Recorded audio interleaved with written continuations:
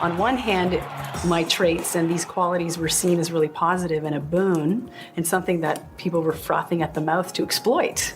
Mm-hmm. And then in the same breath, it was something that was sort of the bane of my existence and a challenge for people to deal with. That's exactly the way I describe like the package deal, that people want the positive side of the sensitivity and then they want you to get rid of the negative side, and you can't get rid of it. And Lord knows I tried. I thought, okay, so you don't like the feeling part, the intense feelings that I have. Okay, I'll be the needless robot that you want me to be. But of course, there was a great misperception of my approach to life as being,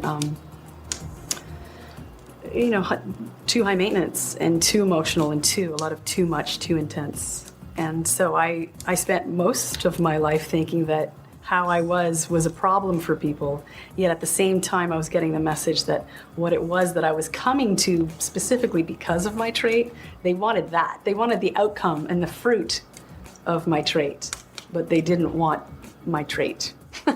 So it was an interesting combination of being loved for it and being rejected for it. The work of what you do is very intense, and we know a lot of stars burn out in terrible ways. How am I not dead? My lifestyle was not very conducive to care for the HSP for a really long time. And so I would just go through moments of having meltdowns and breakdowns, and I would keep them private because I didn't want to be a bother. But that was my way of doing it. I'd go a month or two really hard, and then I would crash. And there were times where I didn't know, I didn't have the maturity or the experience enough to create a day or two after a show or after a big event. Oftentimes I would just careen right into the next event or the next interview or the next show or the next video. And it was hard on my body. I developed a really fiery version of work addiction that I've been in recovery for a while. And in being in recovery for work addiction, I have found myself really caring for this highly sensitive part of me. Alanis wrote that I would be good as a reflection of her being a highly sensitive person. I wrote that I would be good in my closet because I was so overwhelmed. My home became this Grand Central Station, and I remember there having been 10 people downstairs. And so I hid in my closet, of all places, and I remember lighting a candle on the floor in my closet and writing that I would be good as a prayer, like a meditation that I could listen to that would soothe me in times of overstimulation and and it was just like a gentle balm. Overstimulation is a serious disadvantage of the trait, true. But Alanis told us about the emotional responsiveness and empathy she can feel with her highly sensitive audience that makes her feel so authentic as a performer. So there were some songs that even when I would perform them on stage around the planet when we would tour, immediately the first few chords would play and I would just feel this huge relief wash over me. And I could just see the sweet HSP faces. A lot of the HSPs are right up front. And so there's a lot of emotional crying and fervor and passion. And we would just be mirroring each other. I would be a lot of physical catharsis on stage, and then I would see the effect of it in the people's faces in the audience. So it was really gratifying in that way. Author and coach Cheryl Richardson is presenting a retreat with musician Alanis Morissette in March of 2014. Here's a brief excerpt from their conversation about having the personality trait of high sensitivity while being an artist. Anybody who has listened to any of your music knows that you are a gal who checks under the hood and, are clearly somebody on a path as well. And you can tell from, record to record to record, just the trajectory of your own evolution is really quite evident. Thank you. And a lot of people enjoy that. And then some people who are maybe a little more afraid of feelings or an emotional woman are horrified by that. So it just depends on where they're at, I suppose. But to answer your question from a second ago, I just remember as a young kid feeling incredibly sensitive. Now I can see that it's a temperament that was sensitive to begin with. But, I felt really kind of porous in a way. I felt like I was hearing a lot of, intuitive messages, and I felt really connected to spirit, and I would pray a lot, and none of these things were forced upon me in any way. I just felt like inquiry was just kind of a mode, and some of it was part of my survival strategy. I was the therapist of the family. I was the peacekeeper.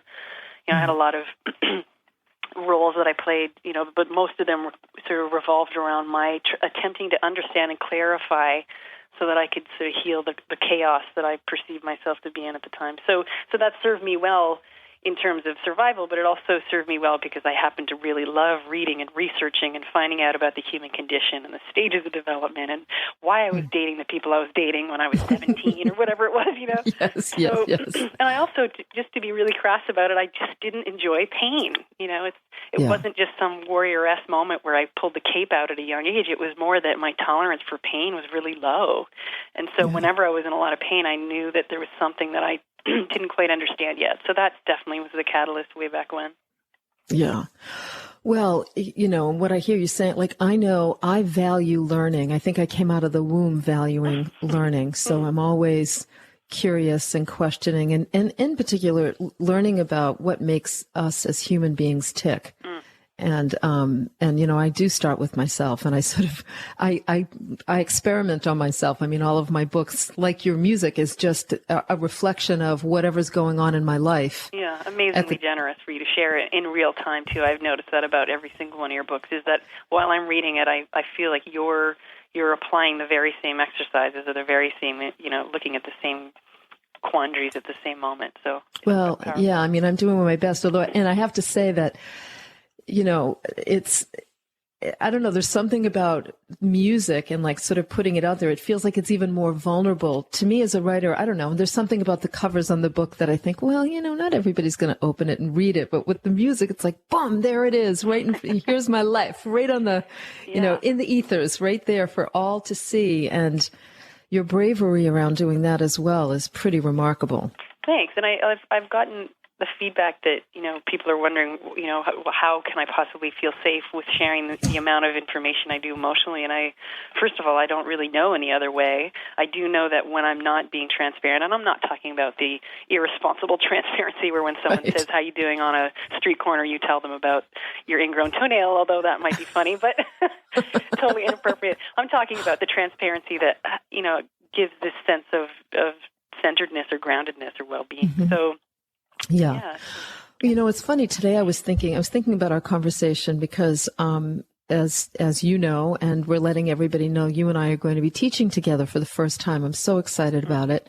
Me too. We're going to do a retreat together in Miraval next year. And I think, part of the impetus for doing that is every time we do, get together or get on the phone together, it's like, consciousness gets expanded, and I really wanted to give people a chance to have that experience, to really be a part of a dialogue, an intimate dialogue, and to look carefully at things like what it means to be a sensitive human being, how that relates to creativity and art, and what do we need to do to take care of the sensitivity within us so that we can actually recognize the gifts of that sensitivity and use it to be a fuller expression of ourselves. And I was thinking today about how being sensitive, as a sensitive woman, I know we both are, we talk about that a lot, how being sensitive has really served me in making the art that I make, in that, being sensitive means I can see the nuances of life, that I feel the nuances of life. And that actually that's where my interest lies, in those subtle nuances that connect us as human beings. And even subtle nuances in food too, right? Like when it comes to cooking, I feel like when I eat, I taste 75 herbs and spices, and when I'm smelling a perfume, I smell the 16 head note, heart note. And it's beautiful, it's exciting, it's daunting sometimes. And I think only because the overstimulation can come so quickly. So whereas, I have a lot of friends who are this sort of non-sensitive temperament, and where they shine, and they shine in a million ways, but where they shine a lot is where they'll be in what I consider to be this wildly overstimulating environment, and they can stick it out. Meanwhile I'm imploding.